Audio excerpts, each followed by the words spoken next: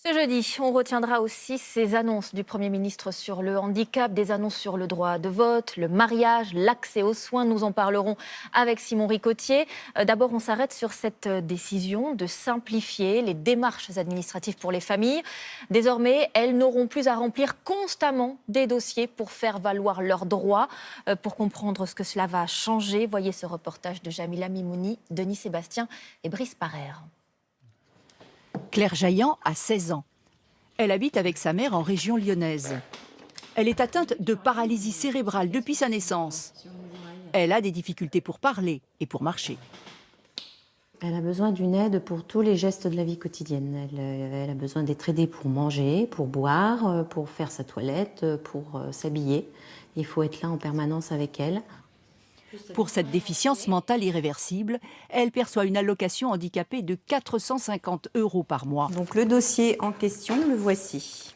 Mais pour cela, sa maman doit remplir tous les 2 ans, à la main, des dossiers d'une vingtaine de pages avec de nombreux justificatifs médicaux. Une procédure très lourde, d'autant plus qu'elle a déménagé. Quand il y a des changements de région, du coup, on repart à zéro. Il faut remonter un nouveau dossier parce que ce n'est pas le même département.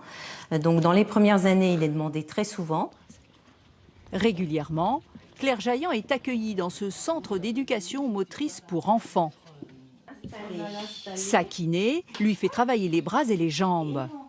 Pour s'y rendre, sa mère doit également remplir des formulaires, fournir des justificatifs pour obtenir, entre autres, la carte des transports. Quand on a un enfant handicapé, c'est vraiment une blessure qui est à vif.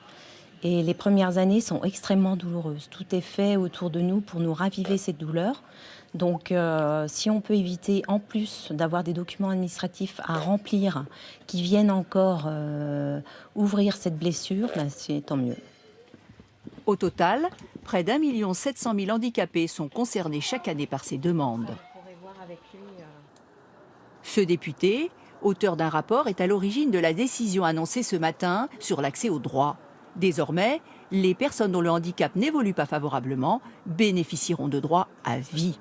Il faut que l'administration ait confiance dans les personnes. À partir du moment où les diagnostics sont établis, qu'on a des handicaps non susceptibles d'évoluer, on attribue des droits à vie. Cette mesure permettra de raccourcir les délais d'attente, actuellement de 9 mois pour l'obtention des droits. Et Simon Ricotier, on va voir avec vous quelles autres annonces ont été faites ce matin pour faciliter la vie des personnes en situation de handicap. Il y en a une, d'abord très importante, sur le droit de vote. Et oui, aujourd'hui, 300 000 personnes handicapées sont privées de leur droit de vote. Ce sont des majeurs, souvent atteints de handicap mental et psychique. Eh bien, le Code civil va être modifié. Et dès les élections municipales de 2020, ces personnes pourront voter car c'est un droit inaliénable. Les associations le réclamaient depuis longtemps. En revanche, elles mettent en garde. Il faudra accompagner ces personnes pour qu'elles comprennent bien l'enjeu du vote. Autre annonce sur le mariage. Et là, beaucoup ne le savent pas, mais quand on est une personne en situation de handicap, se marier, c'est pas toujours possible. Non, de même que se paxer ou divorcer, il faut l'autorisation d'un juge quand on est sous tutelle. Et bien là encore, la loi va changer. Ce ne sera bientôt plus le cas. Enfin, Simon, un mot des autres annonces qui devraient améliorer le quotidien des familles concernées. Oui, l'objectif, c'est vraiment d'améliorer ce quotidien des personnes handicapées et de leurs proches dans plusieurs domaines. L'éducation, avec de nouvelles allocations versées aux parents d'enfants handicapés.